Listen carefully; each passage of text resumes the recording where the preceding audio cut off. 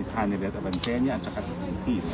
At nandun sila ngayon at magkakasama sila na nakipagtulong ngayon kay dating Presidente Duterte.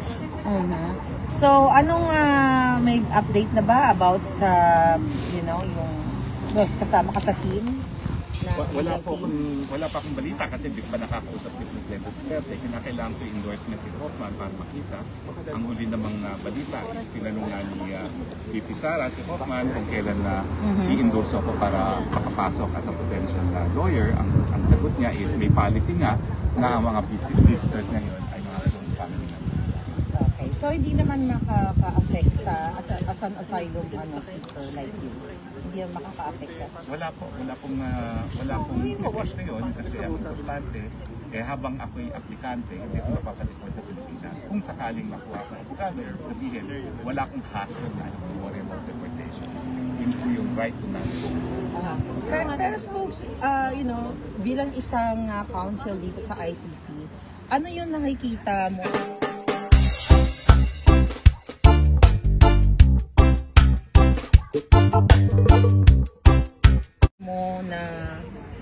Patutunguhan itong case ni PRRD? Wala po talaga patutunguhan ito dahil malinaw na wala namang restriction ng ICC. Meron na pong decision sa Burundi case na kapag ang preliminary investigation ay nasimulan sa loob ng 1 taon matapos mag-deposit ang instrument of withdrawal, talagang po pwede magtuloy. Yun yung nangyari sa Burundi. Pero nangyari sa Pilipinas, pangalawang taon na nagsimula. Kaya wala nang dahilan para magkaroon ng jurisdiction. Bukod pa dyan, yung illegality ng arrest, na-decision na rin ng ICC. May isang nasasakdan po na Libyan na ganun din, irregular yung pag-aresto sa kanya, hindi dumaan sa lokal na hukuman at sinabi ng korte na dahil mali yung kanyang proseso kung saan nakuha yung pagkatao niya, hindi magkakaroon ng jurisdiction ng hukuman. So sa akin, malino pa sa sikat ng araw ang 2 grounds, yung illegality ng arrest at saka yung lack of jurisdiction in terms of temporal time. Yung temporal kasi yung panahon na wala na talagang jurisdiction ng ICC. So it's a matter of time. At ang akin nga is dapat maisampa na kaagad yung motion to dismiss before anything else. Although pwede naman kasi isabayan sa provisional release, no? Pero sa provisional release, I want to temper people's expectations kasi wala pang pinawawala ng ICC na accused diretso ng crimes against humanity or war crimes. Ang napawalan pa lang nila na bigyan ng provisional liberty ay yung mga accused of offenses relating to administration of justice. Hindi yung mga main suspect mismo. So, ang track record ng ICC, hindi nagka-grant ng provisional release sa mga akusado mismo for the 4 crimes na linilitis na hukuman. Pero siyempre, susubukan pa rin dahil 80 anyos na ang presidente. Tingin ko naman, alam natin na pag may nangyari kay presidente sa loob ng kulungan, talagang cargo de conscientia ng hukuman. So tingin ko, pag-iisipan din nila ng mabuti yung provisional release dahil hindi naman nangyari na mayroong 80 anyos na akusado na nasa poder nila. Yung marami pong sakit. Yung motion to dismiss, let's say for example, ikaw yung lawyer ni PRRD, kailan dapat ipafile? At the soonest time possible. So hindi pa napafile? Ang alam ko hindi pa, pero bakit kaya? My mind, kung ako'y nabigyan ng pagkakataon, wala naman akong pagkakataon, ako'y nagsasalita lang as a commentator, no? Dahil I have the qualification naman as a member of the District Council, hindi ko po alam kung bakit. But, ang pagkakakilala ko kay Presidente Duterte, biglang naging amo ko naman siya, talagang hindi niya matanggap na pinahaharap siya sa mga dayuhan. So, bago ba i-file yung motion to dismiss na yan, kailangan bang may i-gather na mga evidence or whatever para i-present sa court? Well, alam ko, dun sa nangyari dun sa pag-aresto, pwede naman humingi ng evidentiary hearing. So, pwede talaga mag-schedule ng hearing ang korte at mag-present ng ebidensya yung nakastikong na nung inaresto siya para i-relate na walang permito pinapita at saka walang request ng ICC na mag-cooperate ang Pilipinas, na walang Interpol red notice, na meron lang diffusion order, na diffusion order nanggaling din sa Pilipinas. Parang hiningi ng Pilipinas sa sarili niya na tulungan kaming arestuhin ito, which is ridiculous, diba? So, pwede mong i-allege na yung illegality, tapos yung pagpuprueba, magkakaroon ng hiwalay na pagdinig para tanggapin yung mga ebidensya. Pero yung issue ng jurisdiction, dahil nagsimula ang preliminary investigation after 2 years, that's a purely question of law. So sa akin, pwede ng decision yan. na walang kahit anong hearing. Yung expression of Lola. Ang preliminary investigation ba na nasimulan sa pangalawang taon matapos ang instrument of withdrawal, yan ba ay tama o mali? So dapat madesisyon na yan dahil kapag sinabi ng hukuman na mali, tapos na ang boxing, uwi na si tatay dito. Yes, I hope makauwi na talaga si PRRD. No? Spokes, kamusta ka naman bilang asylum seeker? Kasi alam niyo mga kababayan, mga palangga, hindi biro ang pinagdaanan mo para makatakas sa kamay ng Polboronic government. So pwede mo bang i-share dito sa ating mga kababayan kung okay lang sa iyo yung pinagdaan mo since na tinarget ka nila katulad ko? Well, gaya ng sinabi ko na talaga napaiyak ako nung ako'y pumirma ng asylum application kasi yun nagbigay ng karapatan na hindi na ako pwede mapabalik sa Pilipinas panandalian habang dinidinig yung aking asylum. At matagal nga yung proseso bago ma-approve yung asylum. Kaya, so parang nakahiga ako dahil meron na akong kalayaan kumbaga. At kahit ang pagawin nila hanggang hindi tapos ang asylum. Ngayon, talagang naawala ako dun sa mga vloggers na tinatakot din ng contempt. Yung nangyari kay MJ, na kapag hindi siya mag-apologize at umamin di umano na fake news vendor siya, ipapakontempt siya, naintindihan ko yun. Kasi sino ba naman gusto na ma-arresto? Pero parang napakasama nung nangyari sa kanya.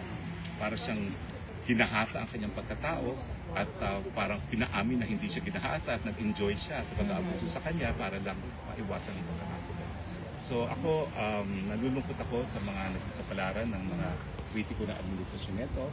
Bagamat sila'y matapang, naintindihan ko rin kung bakit marami sa kanila rin ay nag-iisip ng batasal doon. So ako naman, tumutulong ako at ang sinasabi ko ay ang proseso ay mahaba, pero mas mabuti naman yun kaysa papayagan nila yung World Committee, ang tribunal na yan na talagang isalawlahin ang kanilang mga pagkatao. Kaya ako malis dahil ayaw kong salawlahin nila pagkatao. Dahil wala silang karapatan.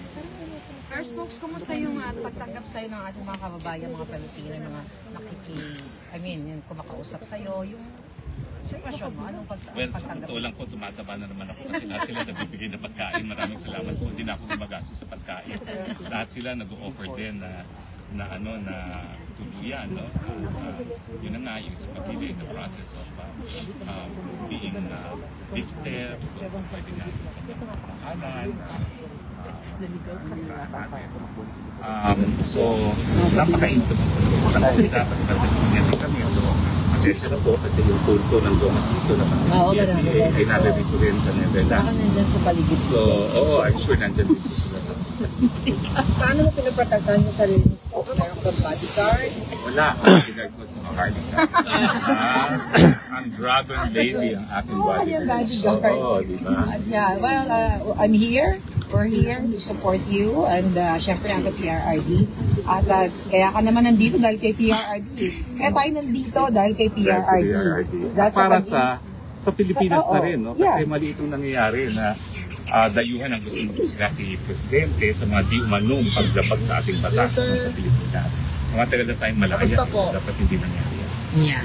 Thank you po. Yes, so yun na lang muna. Gusto mo nyo magtanong? Ikaw naman ang aking tatanungin.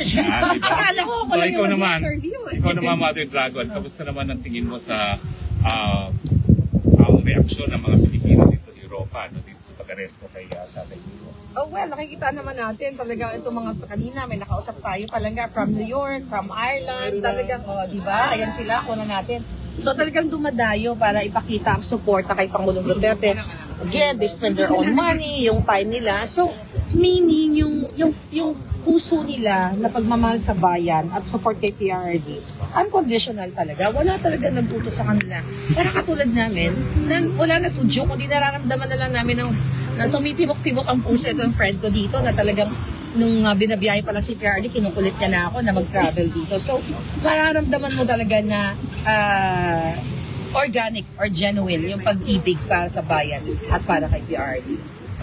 At ano naman ang advice pa sa mga Pilipino na gusto pumunta dito para masilayan man lang si Presidente pero hindi mangyayari yun, no? Kasi talaga stricto family na nakakapit. Walang advice ko sa kanila, pwede pa rin sila pumunta. Imbis na mamasyal sila sa Pilipinas, kasi mas sad to say, nakakatakot magbakasyon sa Pilipinas right now dahil bumabalik yung mga tanimbala.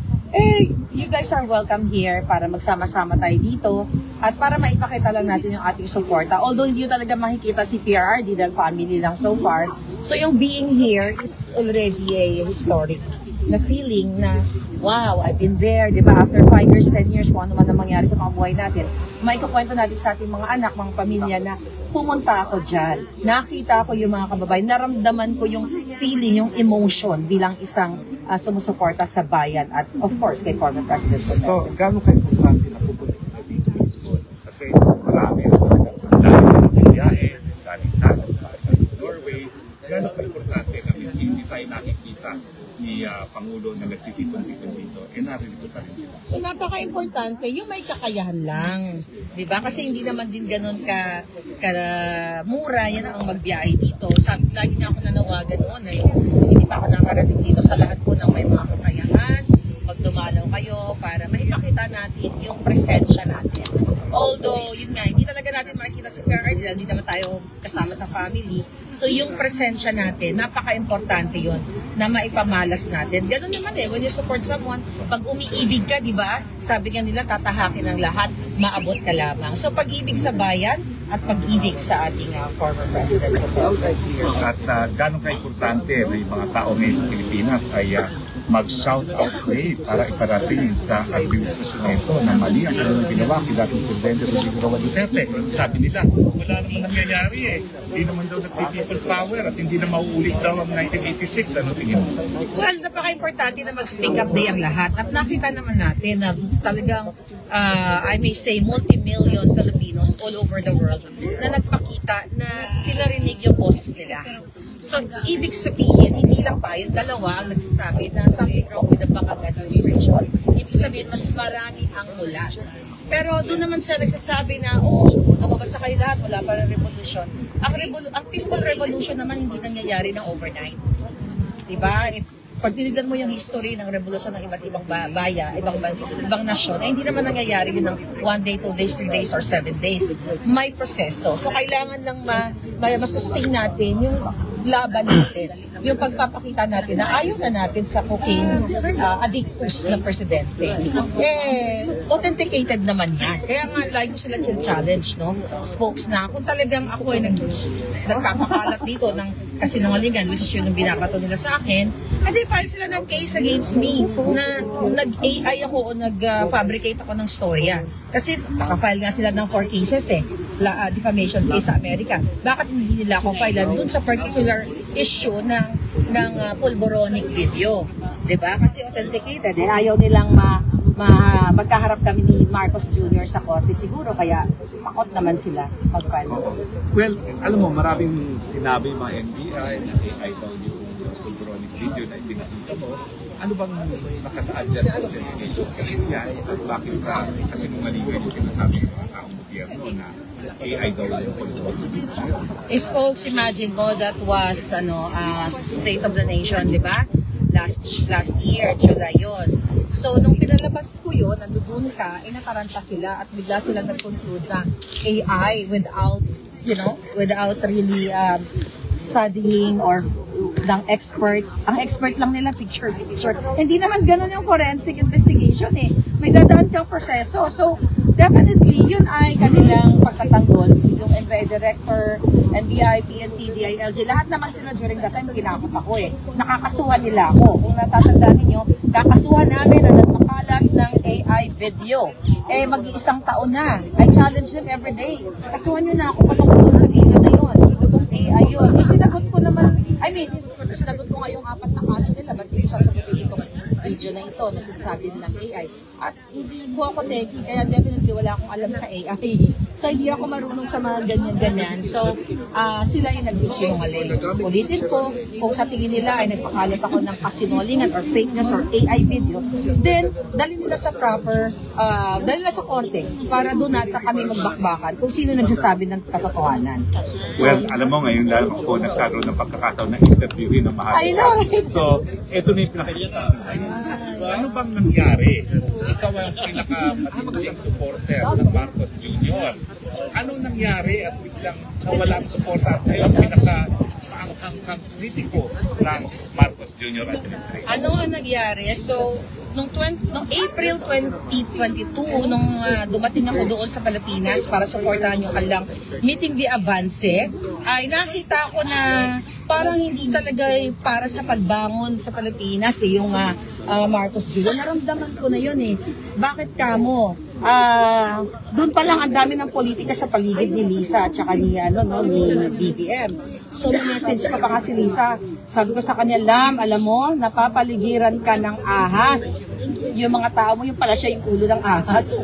Then fast forward, yung inauguration, inimbitahan niya ako, siya yung nag-invite sa akin, the first lady. Yan ang tawag ko nga sa kanya, Lisa Tanas, na umattend ako sa inauguration ni Marcos Jr. So, nandoon naman ako at doon ko talaga actually nakita, hindi nakita, nalaman na adikto siya, na gumagamit siya. Kasi bakit? Na-meet ko yung mga friends nila eh. Denial pa kasi ako eh. Na hindi totoo yung about the drug addiction niya. Siyempre, bulag, the supporter, bulag ako dyan at that time. Hindi ako naniniwala until na na-meet ko itong mga friends niya. Pinapakita pang picture during the session. Hindi ko lang makuha yun eh. Dahil ang sabi sa akin ng friend niya, this is for your eyes only. So nakita ko dun sa picture na yun na talagang nag-session sila. At even mga negosyante doon sa Pilipinas, yung iba doon, mga namimit ko. Alam ng community na nag-a-addict talaga si Marcos Jr. So sabi ko, ito ba yung sinuportahan kong presidente na addict? Kasi may nakita ako mga picture. During that time, wala pa akong video na nakita. Pictures pa lang at yung mga testimonial ng mga taong kakilala nila. So ayoko talagang paniwalaan yon. So binigyan ko siya ng chance na nakabalik na ako ng Amerika. So yung mga OFW na mga nagpa-follow sa akin, nagme-message sa akin, may mga problema. So, nakaupo na to si Marcos sa Marlica, ito kami, ito yung sitwasyon namin. So, nasanay ako ng PRRD time. Pino-forward ko yon sa mga agencies na pwede makatulong. Ito, pinorward ko. Akala ko, mas marami tayong matutulungang OFW kasi direkta ako kay Lisa. Pino-forward ko sa kanya, Lam, ito may problema. Dead na yun, sin-zone talaga. Wala siyang sinabi, okay, Marlica, I will forward you to this agency, to that. Sabi ko, bakit wala siyang pakialam sa problema ng mga Pilipino? So hanggang sa dumating yung time na marami mga information talaga akong nakatanggap na tinatago ko lang dito. Sasabihin ko ba to? Actually sabi ko pa nga, let's give them a chance, baka sakali, bago pa lang. Hanggang sa hindi ko na kinaya. So yung una spokes, yung I think sa sugar smuggling. So hanggang sa dumating na yung mga information from different people, from different putting us in the government. Kaya sabi ko, talagang hindi sila para sa bayan. So yun, doon nagsimula na na ako. Kaya sabi ko, wala naman akong, sumuporta naman ako sa kanila na wala naman akong hiningin kapalit. Diba? At ang iniisip ko para sa pagbangon nga muli ng Pilipinas. So hindi naman ako nangingi ng pwesto, which is hindi naman ako qualified talaga. Diba? So yun ang binabatod na sa akin. Pero ang katotohanan, kaya po ako nagsalita laban sa mga bangag na ito. Number one, nung nakita ko yung photo na si Marcos Jr. ay nagbabangag talaga. Then yung mga anomalya, syempre yung video lalo na pinapagaling ko sa Amerika. So yun na yun. At saka yung mga ginagawa nila sa atin, may progress pa ang Pilipinas? Wala. Diba? Yun lang yun eh. Walang... Ano yung nakita mong picture? Describe kung ano yung nagiinuman sila. Although yung picture na yon hindi siya ganun ka-latest. Tapos 2022. Nagiinuman sila. Well, yung iba doon patay na eh. Yung kaibigan niya. Patay na doon sa picture. Tapos may singot. Tapos yung mga sabog, parang talagang sabog sila. Yung table is may mga food, may mga alak. Iba-ibang klase ng alak. Tapos nagsa-session sila. Siguro hindi ako nagkakamali doon sa picture na yun, siguro mga 7 to 8 na tao doon sa picture na yun. Hindi mo pa napapakita sa publiko yan? Wala kang kopya nun? Walang kopya nun kasi sabi nung kailala nila, this is for your eyes only. Hindi niya binigay sa akin. Just to prove a point. Ang sabi pa nga niya, you know what? Marami naman mga successful na na mga business people or business person na nagpa-function even though gumagamit sila ng pulburon. So ako naman, during the time na sinabi sa akin, sa loob-loob ko lang yun. Pero kasi denial pa na. Okay, sabi ko na ganun yung thinking niya. Pero umasa pa rin ako. Umasa din ako sa sinabi niya na sana nga kahit na gumagamit siya, gawin niya yung tama para sa Pilipinas. Umasa ako as their supporter. Kaya nga hindi ako naglabas kaagad ng ganong issue eh. Inantay ko talaga na may mag-trigger o magkaroon ng grounds para mag-speak up ako at sabihin sa totoong mga Pilipino na eto yung sinuportahan ko. Addictus. Okay, ano ngayon ang masasabi mo sa mga kapwa mo mga loyalists na hanggang ngayon ay naniniwala pa rin sa Marcos Jr.? Well, yung mga loyalists, karamihan na mga naniniwala sa kanila, sila ay nababayaran. Meron akong dokumento dyan na sila, may nilabas na ako. Yung mga dugyots na nababayaran talaga nila yon, bayad sila. Doon naman sa mga walang connection sa Malacanang na nagbubulag-bulagan pa rin, idilat nyo po ang inyong mga mata. Ito lang ang challenge sa inyo eh. Kung ako ay para lang sa pera, kung ako ay para sa posisyon, hindi na po ako nagsalita. Diba? Natuto na ako, katabi ko ng First Lady. Pwede na ako magsunod-sunuran sa kanya. I can make millions of money na nakawin ko sa inyo. Pero I chose to fight for what is right. Mga kaibigan, nasa spokeshour nyo lang nakita for the first time. At bakit siya na-disgusto sa Marcos Jr. administration? Meron bang mga tanong? May mga katanungan Galing na. kahit kanino? Palangga ng bayan. Nakikita rin yung first lady sa US. Never. Paano niya ako kikitain? Diba? Tsaka hindi ako may pagkita kasi it's either gugurgurin niya ako or jajampalin ko ang FESLAC. Diba? Kasi may assassins eh. Kung ayaw niyo po ma-community standard sa Facebook, gamitin niyo lang ang vocabulary. Gamitin nila yung vocabulary ko para hindi tayo Kaya community ang standard. favorite word ko ay Jutang Genemes. Diba? Hindi kami magkikita nun. Diba? Takot lang Kang siya. Genemes naman. Well, we don't know. Kasi alam mo naman yung babaeng yun, predated yung mga pictures. Paano mo naman paniniwalaan? Baby, yes, sa Pilipinas, we don't know. Pero kasi paano mo magtitiwala sa isang bangag? Sige nga. Ayan. Nana? Palangga ng bayan, final message na lang sa lahat ng mga Pilipino nagmamahal kay PRRD.